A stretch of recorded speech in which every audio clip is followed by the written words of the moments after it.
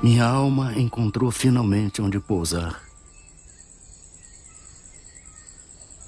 Tendo deixado os espaços agitados pelo vendaval da descrença, da dúvida, do ceticismo, que devasta, que esteriliza, que calcina, se assim me posso exprimir, recordando as torturas de quem sente a necessidade de crer, mas não encontra onde assentar sua crença.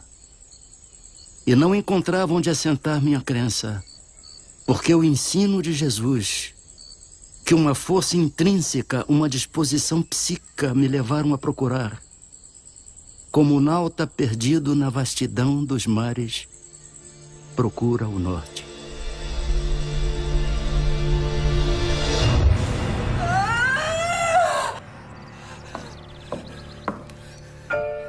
Vamos, dona Fabiana, só mais um pouco e a criança sairá. Força, minha filha, força!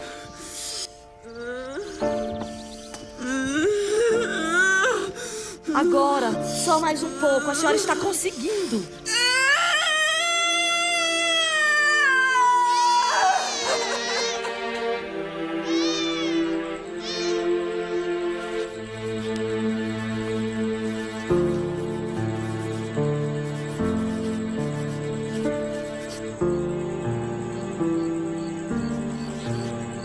Nasci numa região quase inóspita no meio do sertão cearense. Um lugar onde a barbárie dos antigos conquistadores tornou-lo conhecido por Riacho do Sangue. Era um autêntico Bezerra de Menezes, família de grande influência na região, de honrarias, de disputas políticas e de ideias libertárias.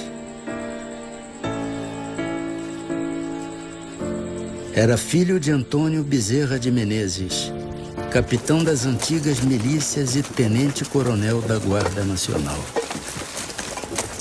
Salve, doutor Antônio Bezerra. Salve, seu Altino. O que traz a estas bandas? São mantimentos e muitas encomendas também. Viagem longa, né, seu Altino? E cansativa. É um salve de lascar. Ainda muito jovem, não entendia o respeito que meu pai causava nas pessoas. Não era incomum a visita de tropas procurando rancho nas paragens de meu pai. Era costume patriarcal dos sertanejos permitir ao viajante com cama e mesa e provisões para a viagem.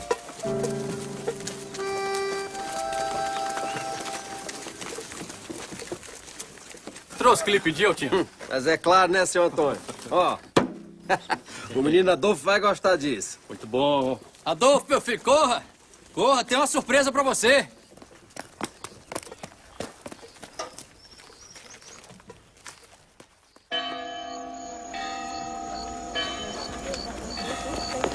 Nos sertões das províncias do norte, as festas tomavam a noite, principalmente quando as comemorações eram em dias santificados. Um tambor! Nasci e criei-me no seio de uma família tradicionalmente católica. Aprendi aquela doutrina e acostumei-me às suas práticas, mas empiricamente, sem procurar a razão da minha crença. 2 pontos, entretanto, me pareciam luminosos no meio daquela névoa. Eram a existência da alma, responsável por suas obras, e a Deus. Criador da alma e de tudo o que existe.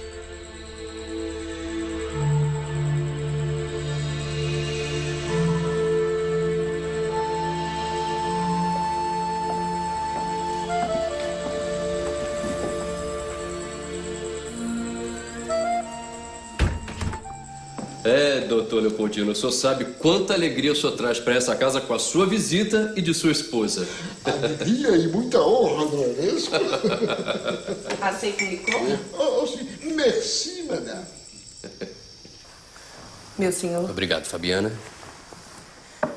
Mas, doutor Leopoldino, conte-nos aquela história. A família era mesmo de São João do Príncipe.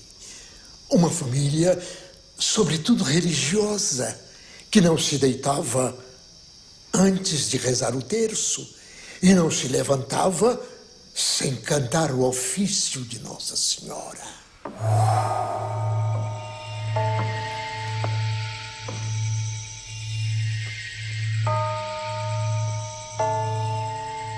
Onde está a Hermínia?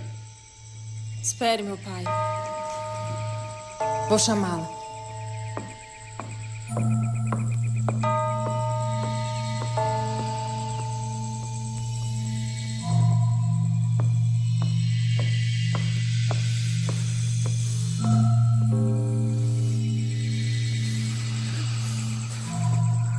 Hermínia, minha irmã.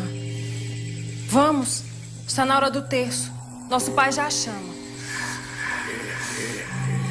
Ninguém me diz o que fazer. Que o terço espere nas profundezas do inferno. Sai daqui!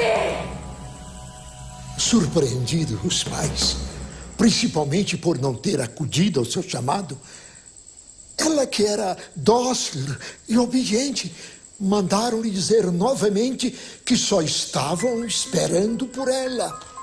A resposta foi que podiam esperar quando quisessem, que ela não estava disposta a concorrer com ridículas práticas.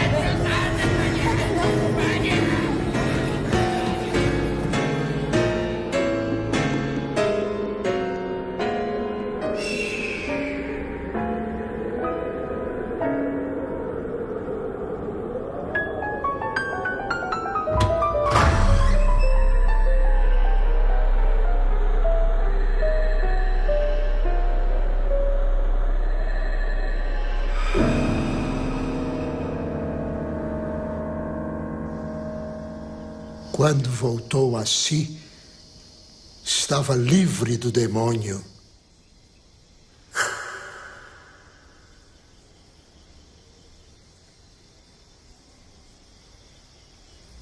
Aquele relato do velho contador de histórias seria o meu primeiro contato com o universo além da matéria.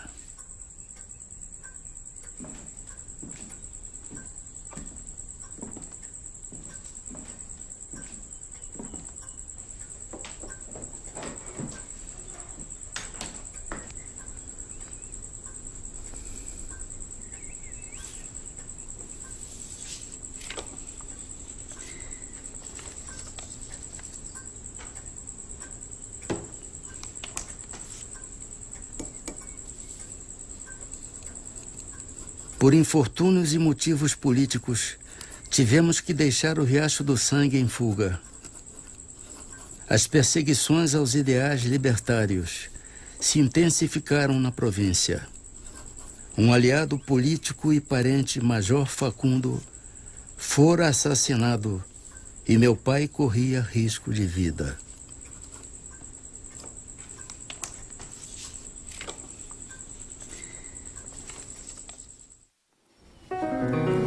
sabe o significado dessa frase? Não. Medici sarat natura curat.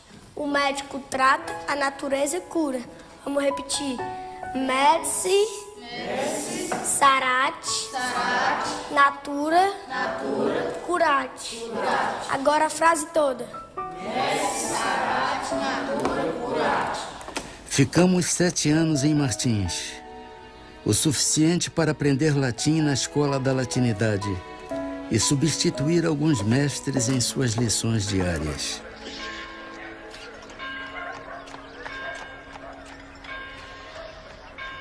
Retornamos ao Ceará após arrefecer os ânimos.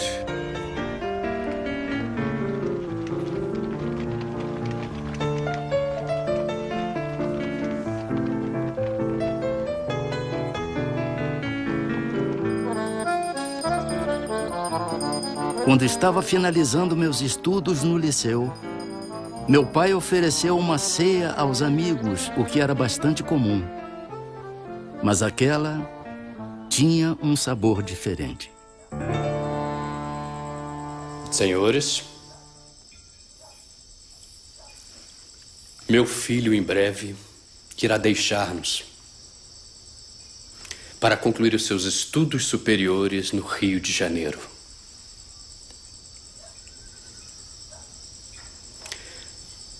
Quero, pois, aproveitar este momento solene e dizer-lhe, diante de meus amigos, uma palavra que me vem do coração.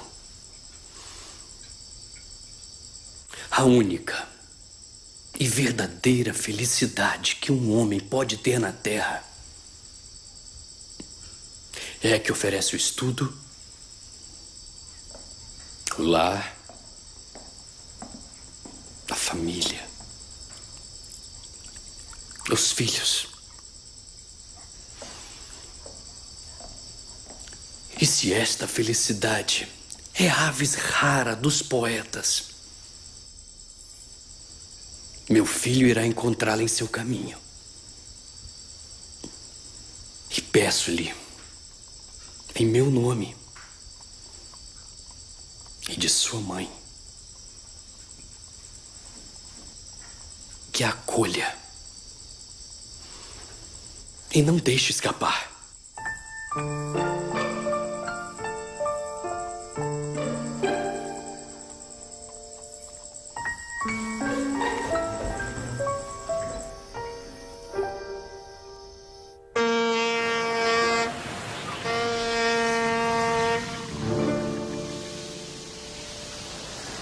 Alguns dias de viagem, fui despertado do sono letárgico em que estava mergulhado.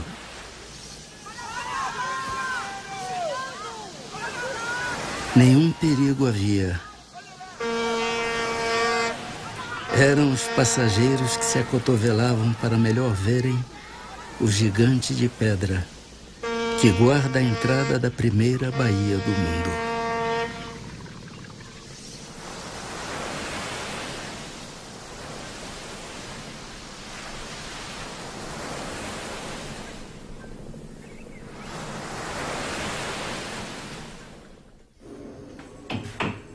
Era um jovem estudante de medicina e de pronto já me abatia o desafio de custear-me.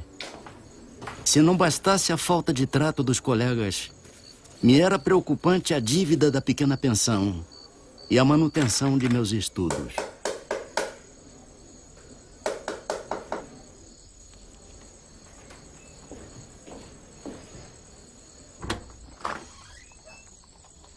Senhor, o que deseja?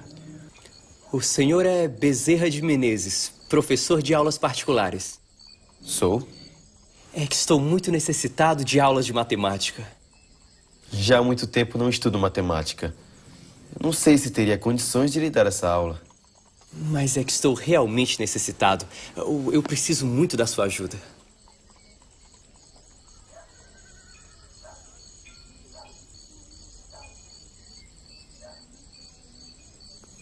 Está bem. Mas eu preciso de um tempo. Uma semana, talvez. Para que possa estudar.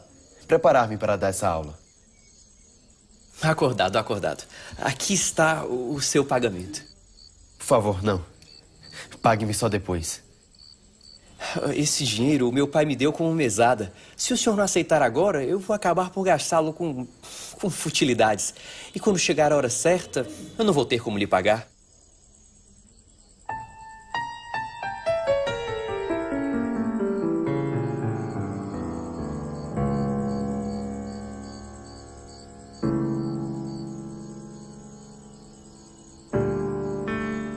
Está bem. Muito obrigado. Aquele dinheiro era suficiente. As necessidades mais urgentes. Mas o aluno nunca aparecera a uma única lição.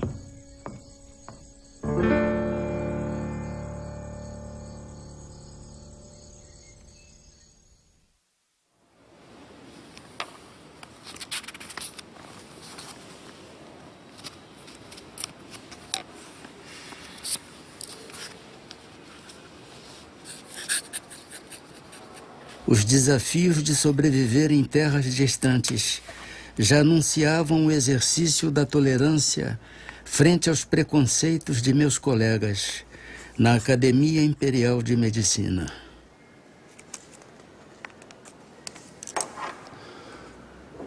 Do tupi, maracuia. Fruto que se serve ou alimento na cuia. Produzido pelas plantas do gênero Passiflora, da família das Passifloraceae. Angiosperma da ordem Malpighiales, divisão Magnoliófita, classe Magnoliópsida. Poderoso tonificante, anticonceptivo, calmante, hipnótico, hipotensor, refrescante antiespasmódico, antifebril, sedativo e sonífero.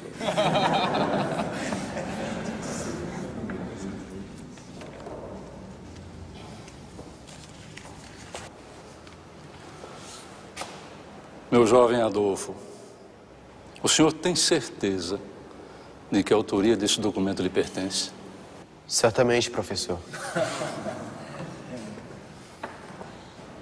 Então, diante de tão magnífico trabalho, o senhor não refutaria um exame oral? Dê certo que não, professor.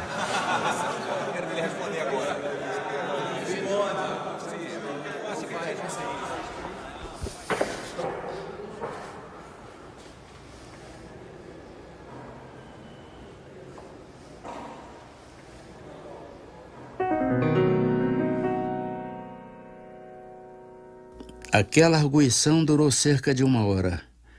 Ao constatar de que o trabalho era de minha autoria, conquistei um certo respeito de meus colegas e mestres.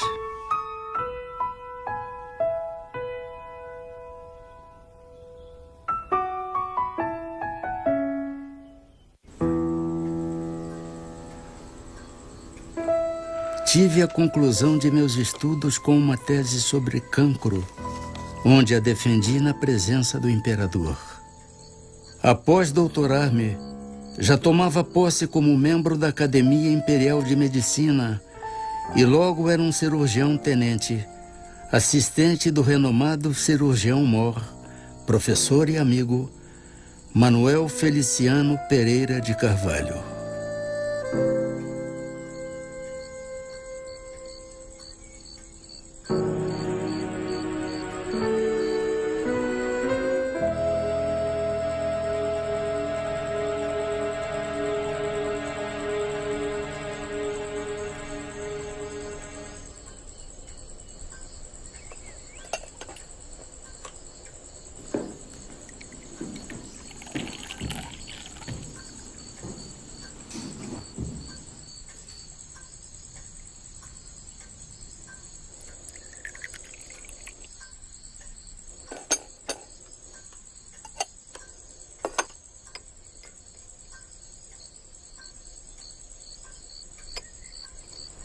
Maria Cândida.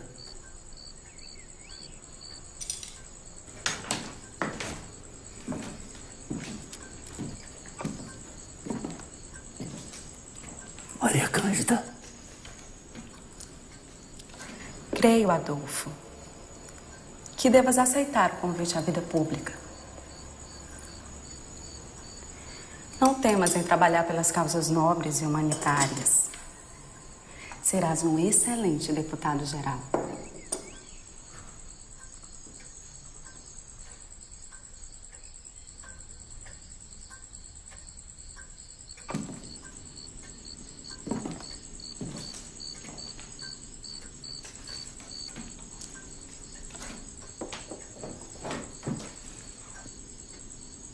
Maria Cândida me motivava entre duas paixões: a medicina e a política.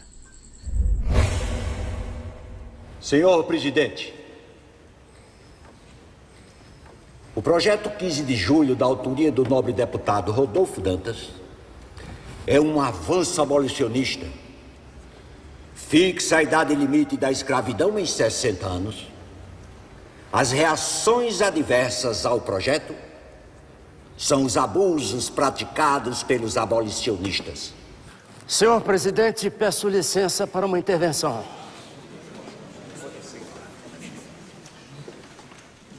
Vossa Excelência sabe perfeitamente que um movimento que levava de forma acelerada a efetivar-se a abolição neste país foi bruscamente interrompido pelo projeto do dia 15 de julho. Não em Campos. Eu tenho a impressão que o nobre deputado pelo 6º Distrito veio a esta tribuna mais como representante de sua localidade do que mesmo para refutar as minhas proposições, que representam a mais pura verdade. Os fazendeiros de Campos, e eu dou testemunho, querem, como disse o nobre deputado, desenvolver as suas indústrias. Mas tem-se visto homens cultos, de elevada posição social mesmo, desconhecerem os princípios mais humanitários. E os abolicionistas querem e devem conter os desmandos destes homens, mas o fazem dentro dos princípios e dos limites determinados pelas leis deste país. Esses homens, senhor presidente, são capazes de cometer as maiores barbaridades contra escravos que são seus semelhantes. E o nobre deputado aqui disse e aqui qualificou que esses atos não passam de abusos de abolicionistas. Mas um abuso não justifica outro. Punam-se ambos. Me perdoe, nobre deputado, mas o que se vê é que esses bárbaros que se viciam, eu diria mesmo com furor ferino, os seus escravos, os seus irmãos, os seus semelhantes, até hoje não foram condenados pela lei. Vossa Excelência, pode apontar-me um fato de um abolicionista processado por violência contra a propriedade servil ser condenado? Não vai encontrar nenhum. Realmente, nobre deputado, eu não apresento um só, porque já que os senhores que torturam, barbarizam, se viciam os escravos que são seus semelhantes e não sofrem qualquer tipo de repressão, por que os abolicionistas deveriam ser punidos por salvarem vidas?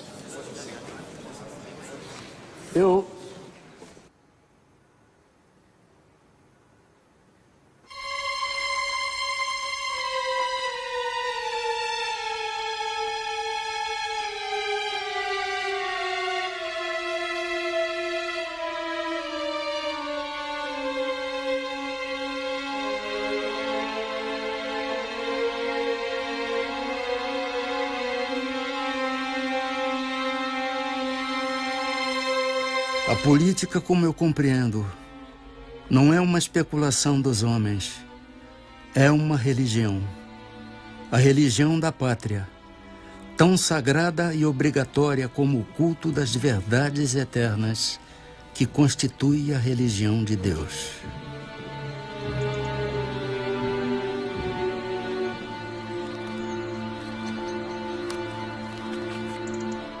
Vossa Excelência? Vossa Excelência?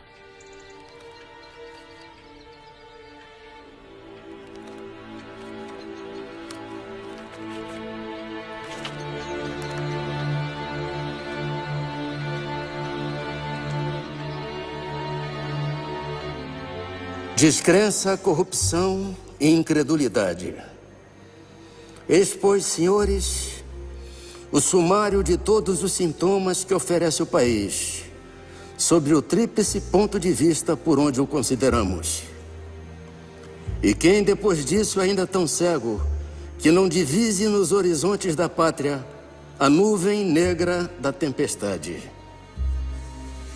A pátria está principalmente em perigo quando princípios tão perniciosos como esses que apontei se insinuam por todo o corpo social, pois eles corrompem-lhe o sangue, gangrenam-lhe todo o organismo e tiram-lhe toda a força de coesão necessária para resistir à exploração produzida pelo choque de interesses sórdidos que tais princípios promovem com ampla generosidade.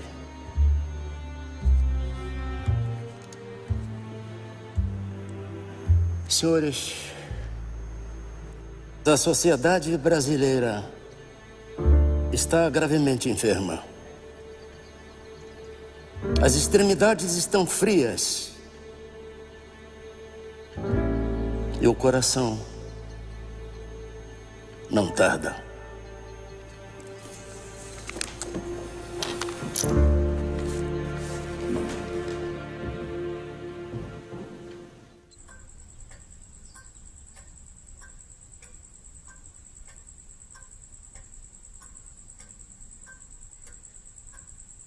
Abandonava a religião da pátria para dedicar-me à medicina.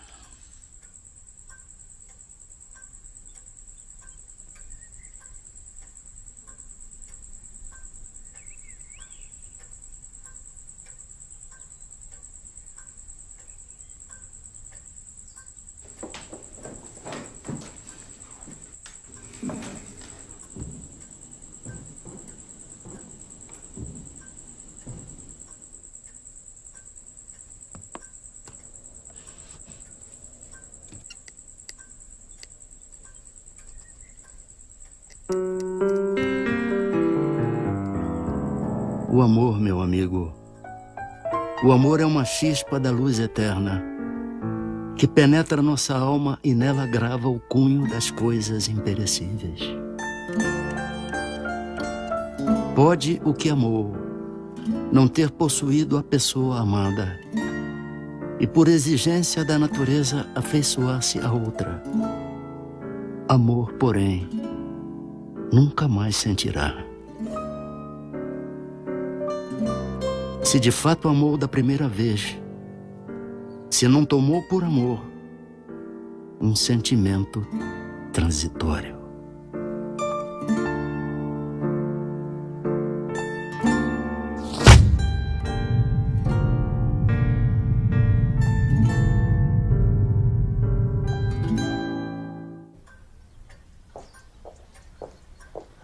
Após o desencarne de Maria Cândida, esposei-me com sua irmã, Cândida Augusta, que sempre esteve ao meu lado, principalmente nos momentos de desculto à matéria, resignação e dedicação à minha crença.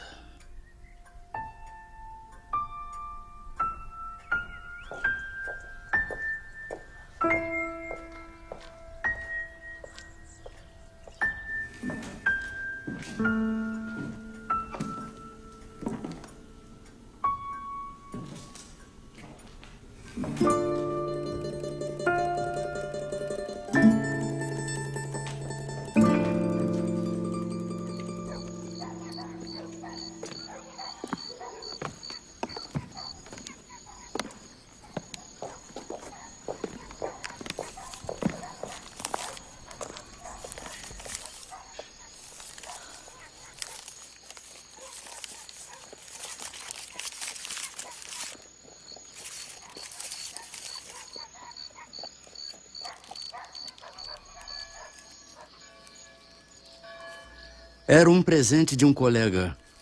Ainda não sabia o motivo ao certo. Deu-mo na cidade. E eu morava na Tijuca, a 1 hora de viagem de bonde.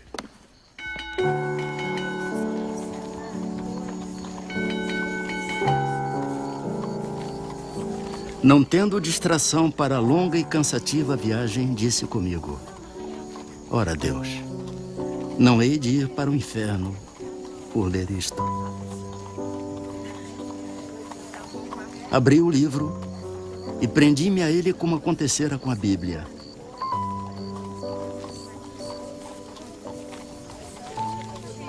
Lia, mas não encontrava nada que fosse novo para o meu espírito. E, entretanto, tudo aquilo era novo para mim.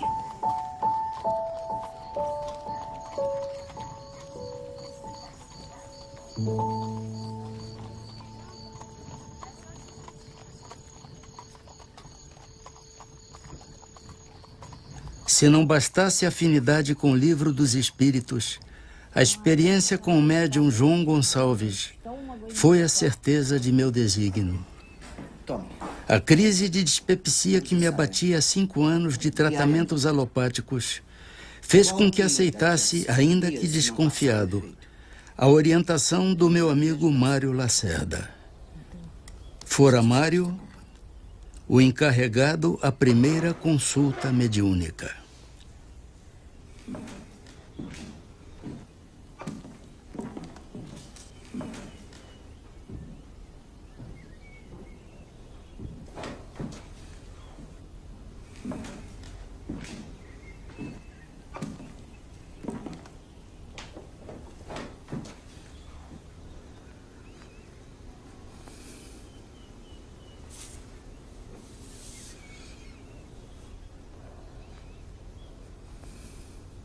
O que lhe traz aqui, filho?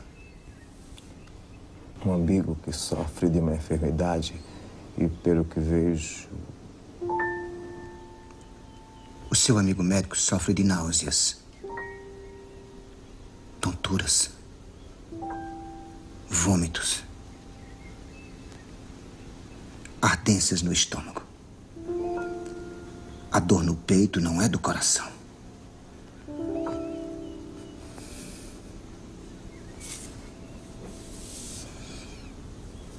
Entregue este remédio. Peça-lhe para diluí-lo em água.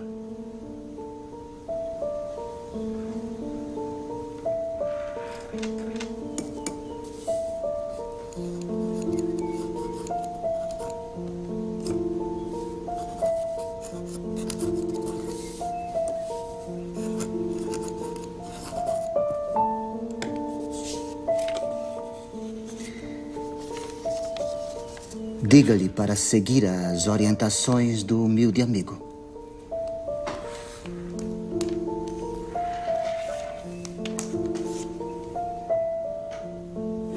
Nada me impressionou ver um homem sem conhecimentos científicos e até sem instrução regular discorrer com proficiência anatômica e fisiológica sem claudicar, como bem poucos médicos o podem fazer.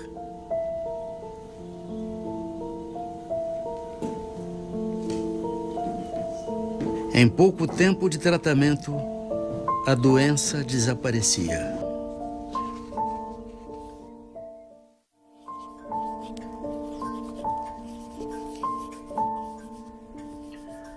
Recordo-me o que seria um dia decisivo. Influência física nenhuma senti.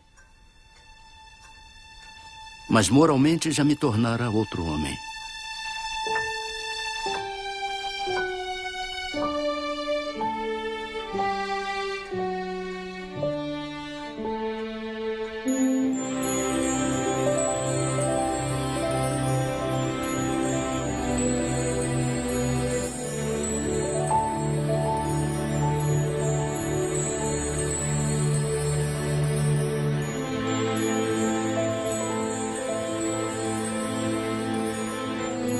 Senhor, o salão da guarda velha já está pronto. Os assentos estão todos ocupados. Os convidados o esperam. Por favor, me acompanhe.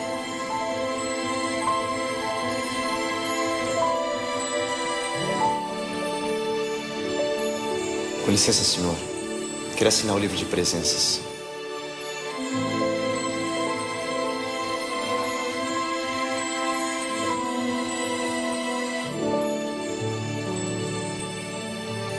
Que os bons espíritos o acompanhem, Senhor.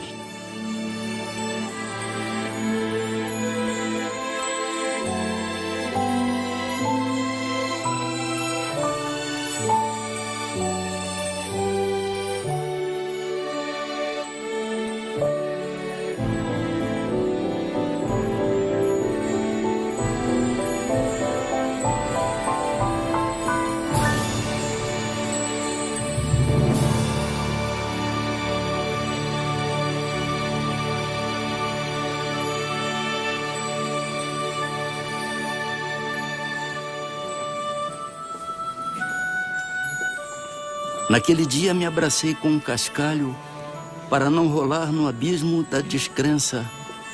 E como aquela mão me impeliu para ele, quebrou a meus olhos e me fez patente o brilhante nele contido.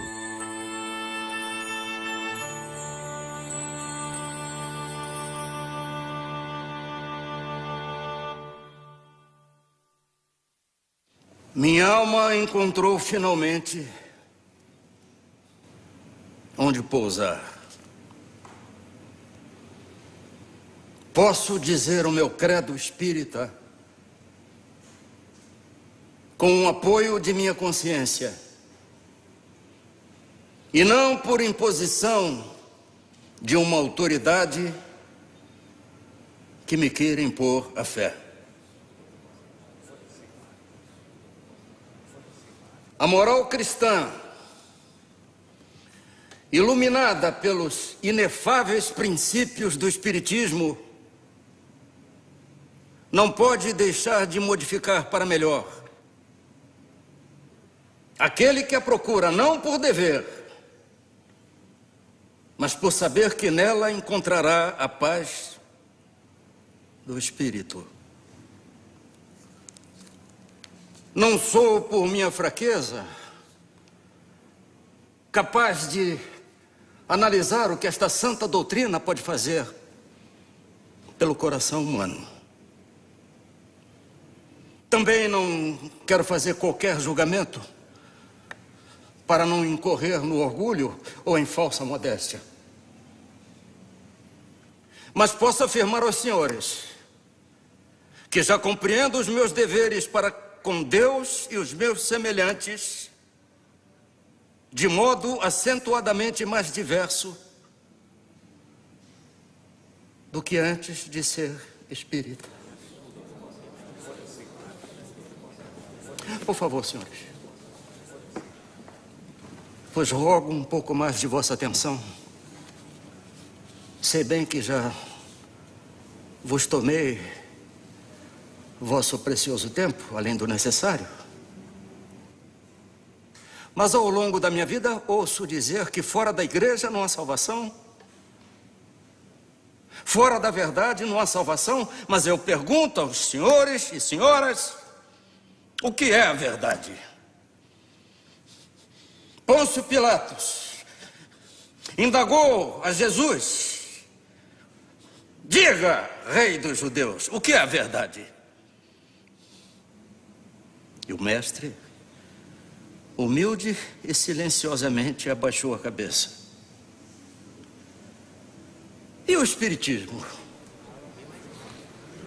O Espiritismo não pede, não afirma que fora do Espiritismo não há salvação. Ele diz humildemente que fora da caridade não há salvação. Obrigado.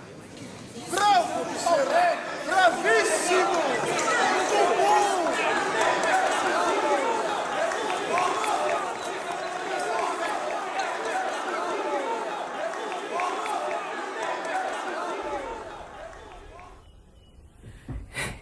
Não sei como ele vai receber essa notícia. Preocupado com o coração dele.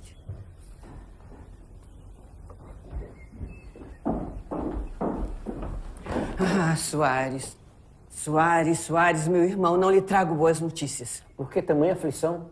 É sobre o nosso irmão Adolfo. Leia você mesmo. Creio que está desequilibrado.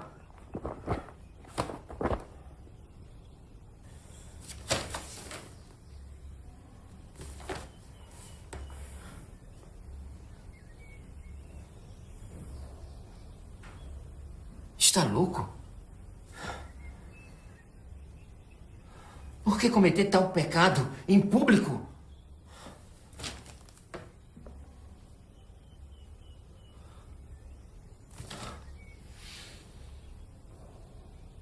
Adolfo expõe o nome de nossa família à ridicularização pública através de forças demoníacas. Mas o que houve, Soares?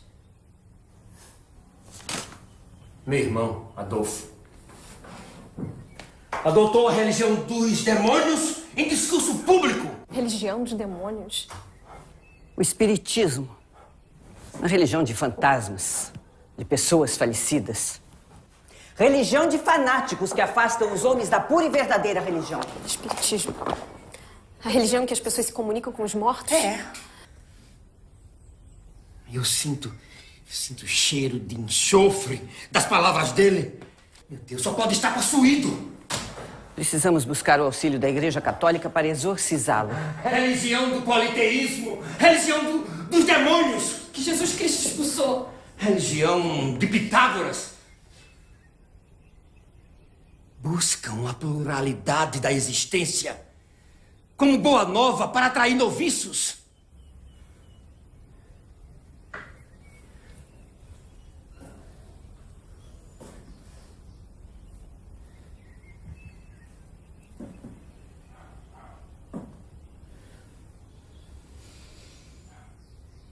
Como tiveste coragem, meu querido irmão? Como?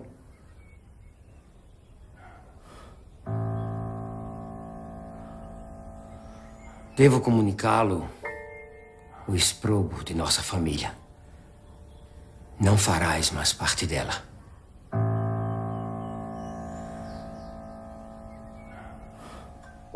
Devo dizer-lhe, estimado irmão, que colocaste o nome de nossa família à execração pública. Estás sob influência de Satanás. Não creis mais em Deus Pai Todo-Poderoso, Criador do céu e da terra, na Santíssima Trindade, na comunhão dos santos, na ressurreição da carne, na vida eterna, no Santo Papa, na Igreja Católica Apostólica Romana. Busque o auxílio de padres exorcistas para livrar-lhe deste mal, antes que seja punido por tamanha iniquidade. Concluo afirmando-lhe que não mais faz parte desta família. Seu irmão, Manuel Soares Bezerra.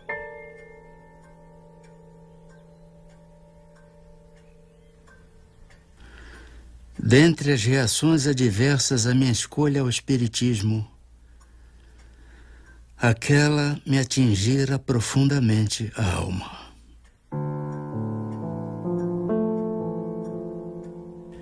Em resposta aos impropérios, escrevi-lhe uma extensa carta que me vinha do coração. Creio em Deus Pai Todo-Poderoso, Criador do céu e da terra. Creio em Jesus Cristo, seu dileto Filho, nosso Senhor e Redentor. Creio que a Igreja foi instituída por Ele para ensinar sua santa doutrina e que é assistida pelo Espírito Santo nesse santíssimo mistério. Creio na comunhão dos santos, na ressurreição da carne, na vida eterna. Não creio na lenda dos anjos decaídos, porque crer nisso valeria por negar a onipotência e a onisciência do Senhor. Não creio que o mal possa vencer o bem, eternizando-se como este no reino de Satanás. Não creio que o espírito criado pelo Senhor possa fazer-lhe frente, resistir-lhe e destruir-lhe os planos, e nem que o Senhor permita isso, servindo-se do rebelde para castigar o rebelde. Porque, nesse caso, Deus não criou o homem para o bem e para a felicidade. Não creio nas penas eternas, porque Deus é Pai. Não creio na infalibilidade do Papa, porque assim teríamos um Deus no céu e outro na terra. E a comunhão dos santos significa para mim a comunhão dos espíritos. Eis o meu credo e digo-lhe que tenho fé viva e esperançosa. Esperança firme de subir com ele à sociedade de Deus na eternidade. Pouco nos resta de vida, a mim e a você. Pouco nos falta para nos encontrarmos onde, livres da obsessão da carne, possamos conhecer se tem ou não razão. Paz e amor em Jesus Cristo, nosso Senhor. Seu irmão, Adolfo.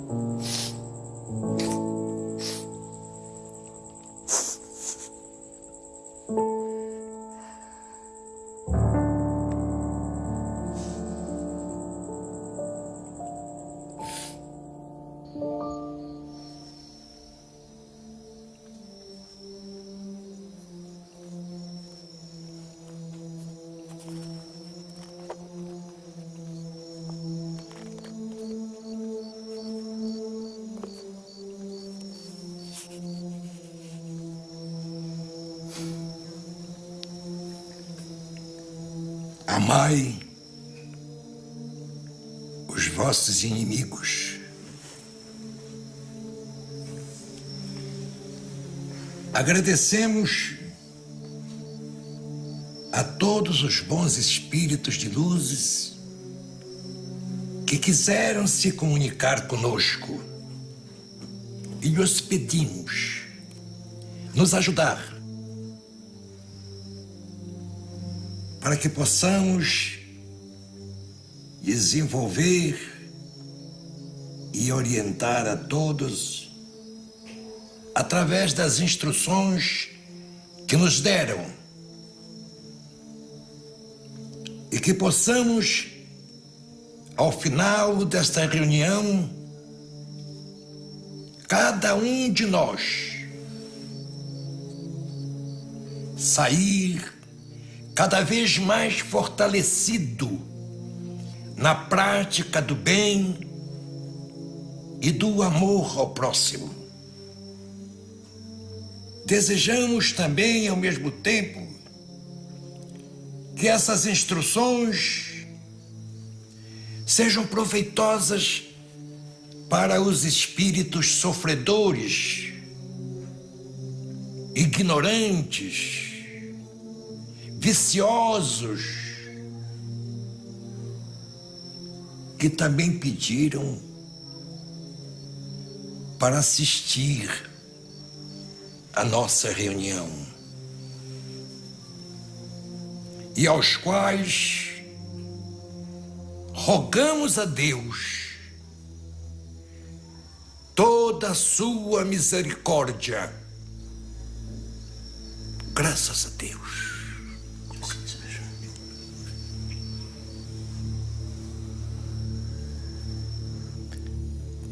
Peço licença para uma breve intervenção, se possível.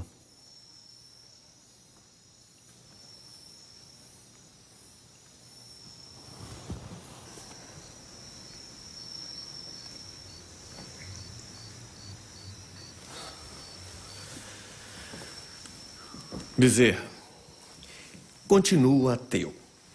E não somente por meus colegas, mas também por mim, venho convidá-lo a um debate público, a fim de provarmos a inexpugnabilidade do materialismo contra as pretensões do espiritismo. E devo prevenir vocês que o materialismo já levantou extensa lista de nomes de médiuns fraudulentos, de ilusionistas que operam em nome de poderes imaginários, daqueles que largaram o suposto das forças psíquicas e fizeram declarações quanto às mentiras piedosas de que se viram envoltos, dos chamados sensitivos, que reconheceram seus enganos e desertaram das fileiras espíritas. E, juntamente com esta relação, apresentaremos outro rol de nomes que o materialismo também levantou. Nomes dos experimentadores que provaram a inexistência da comunicação com os mortos, de sábios que não puderam verificar as factícias ocorrências da mediunidade, de observadores desencantados de qualquer testemunho de sobrevivência, de estudiosos ludibriados por vasta súcia de espertalhões. Esperamos que você e os espíritos aceitem o repto.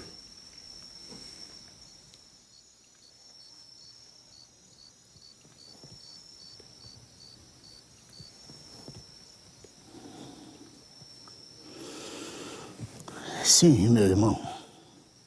Se é que posso chamá-lo, meu irmão. Aceitamos o desafio, desde que o irmão traga para o debate um infortunado que o materialismo tenha soerguido moralmente no mundo, um malfeitor a quem a dignidade humana tenha sido devolvida, um infeliz a quem o materialismo tenha restituído o riso, a alegria de viver. Os desesperados da alma, a quem tenha sido restituído a paz do coração. E aqueles que sem rumo, sem bússola na vida, que foram arrancados das portas do inferno pelo materialismo. Acontece isso, irmão.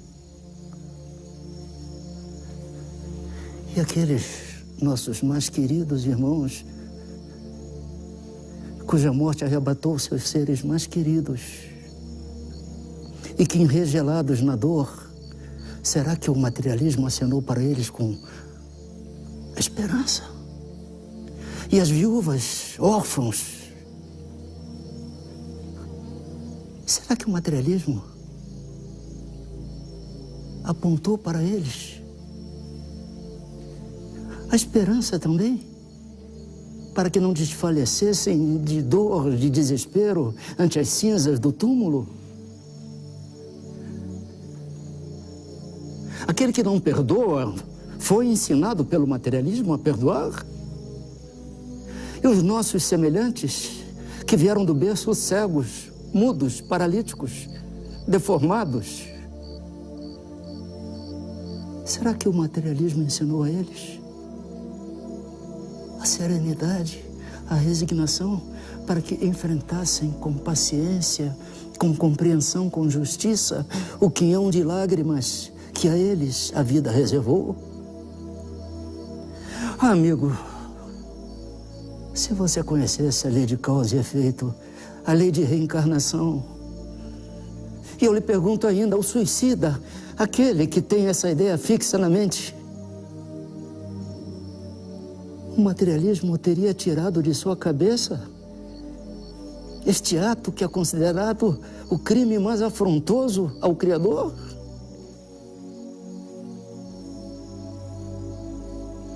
O materialismo esvai-se.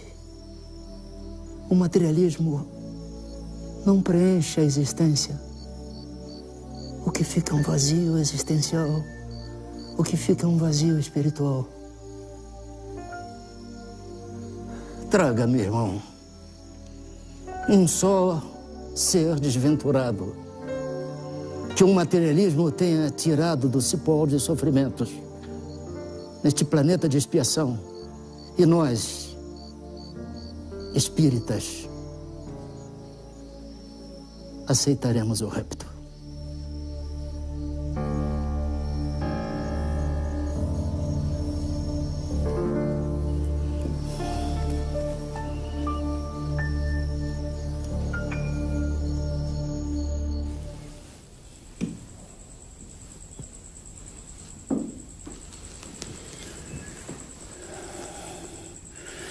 Há quanto tempo o Francisco está com febre? 6 horas. Começou sem nenhum motivo aparente. Muito bem. Eu vou preparar um banho. A febre vai ceder. Não. Fique com o Francisco. Eu atendo.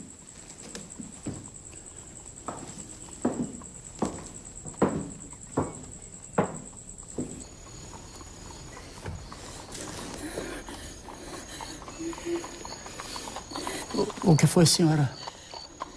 O que aconteceu? Senhor, o senhor precisa me ajudar. A minha filha está muito doente em casa. Quando eu cheguei, ela já não tinha mais nenhuma força. O senhor precisa socorrê-la. Eu sei, senhora. Acontece que meu filho também não... Eu imploro, senhor. Eu tenho medo de perdê-la ainda essa noite. Está bem. A senhora fique calma. Aguarde um segundo. Eu vou pegar meus instrumentos. Calma.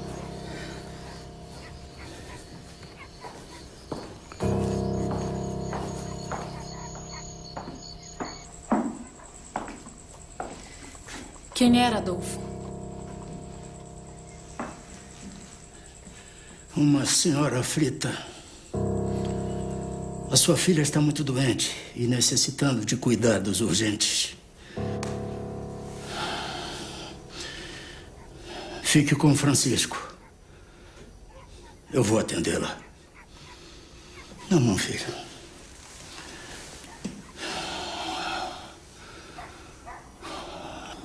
Senhor, em vossas mãos, eu deixo meu filho. Que assim seja.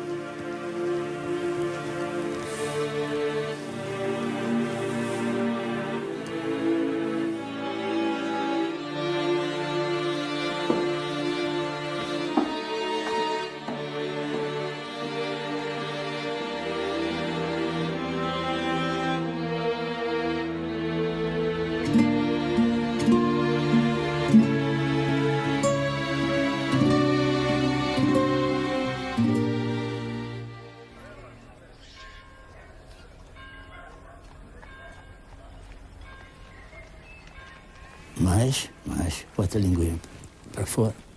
Isso.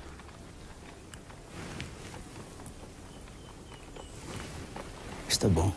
Está bem. Pode vestir a criança, senhora.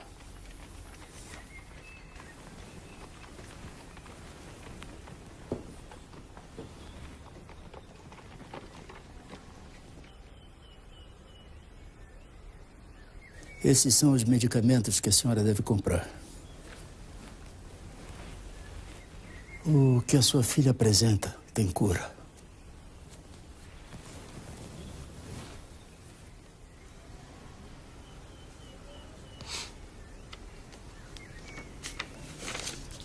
Me perdoa, doutor. Mas eu não tenho um centavo de réis para comprar o medicamento.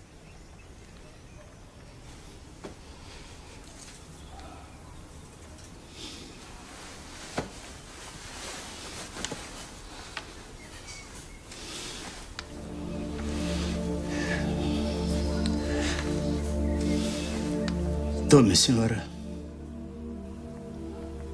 Isto lhe será mais útil. Eu não posso aceitar. Não posso. O seu anel de formatura. Ele não terá a menor utilidade para mim, senhora. Se eu não puder exercer o meu ofício em toda a plenitude, por favor.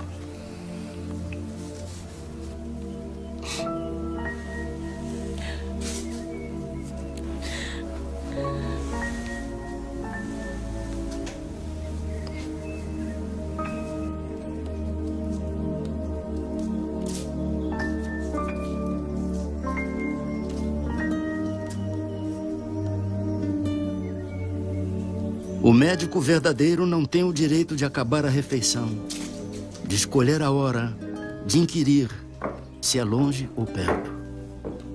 O que não atende por estar com visitas, por ter trabalhado muito e achar-se fatigado, ou por ser alta noite, mau caminho ou tempo, ficar longe ou no morro, o que sobretudo pede um carro a quem não tem como pagar a receita, ou quem diz a quem chora à porta que procure outro.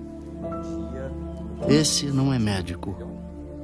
É negociante de medicina, que trabalha para recolher capital e juros dos gastos da formatura.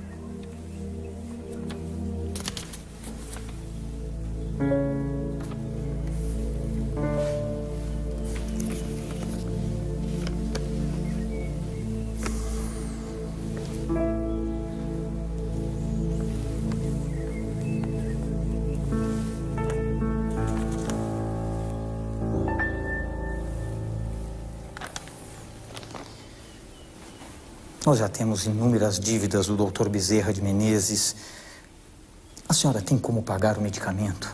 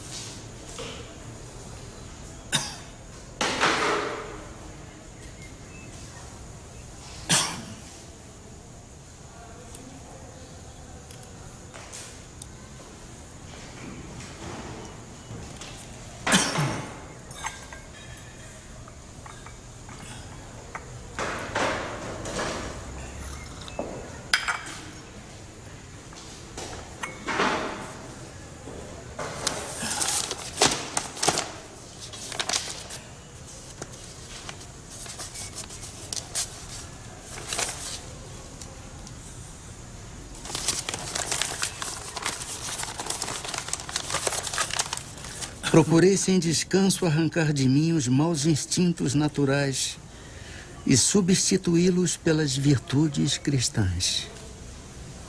Tendo fé, tenho esperança. E quanto à caridade, procuro tê-la o mais que me é possível.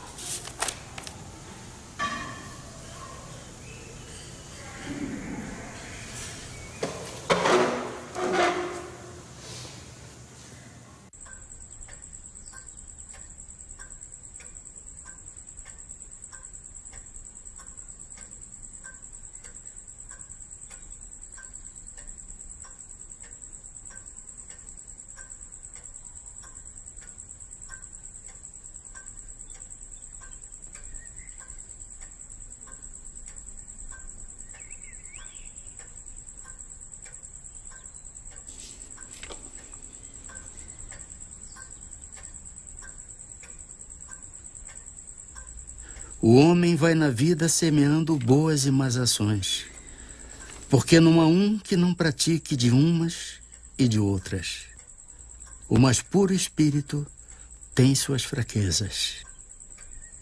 Nenhuma ação da criatura humana é esquecida ou desprezada.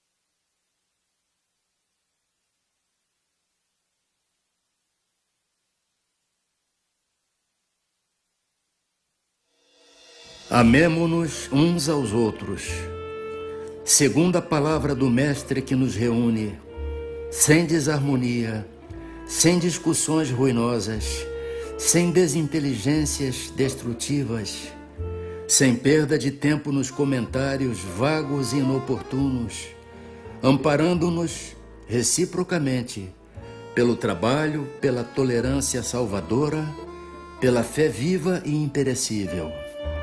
Recordemos as palavras do Código Divino para vivê-las na acústica de nossa alma, seguindo o Senhor em sua exemplificação de sacrifício, de solidariedade e de amor. Eu sou o caminho, a verdade e a vida. Ninguém irá até o Pai, senão por mim.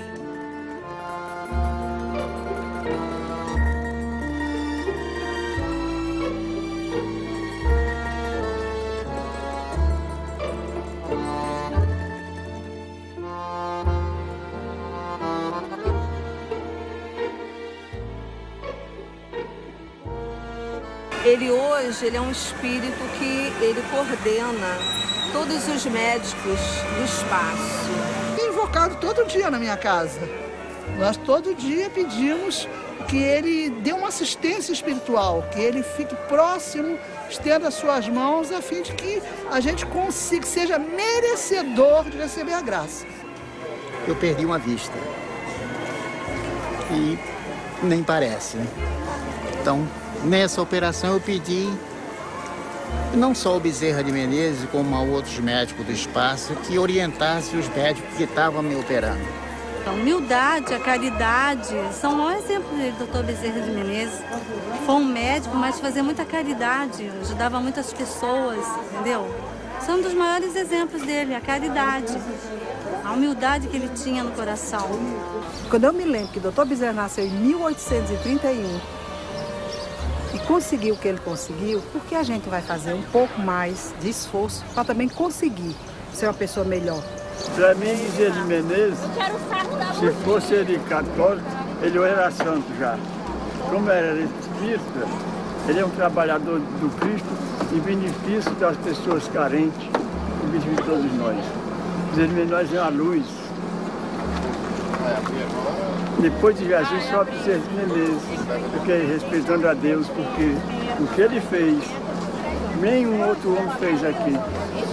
Pelo menos no Ceará, no Brasil. Porque no século passado, nascer aqui, se formar, ser o médico dos pobres, renunciar a tudo e aceitar a doutrina espírita, e divulgou a união, o amor pelo seu semelhante, concluindo as palavras de Jesus. Amai uns os outros, como eu vos amei. Ele amou tanto que não ficou com nada da terra, mas ficou com tudo do céu.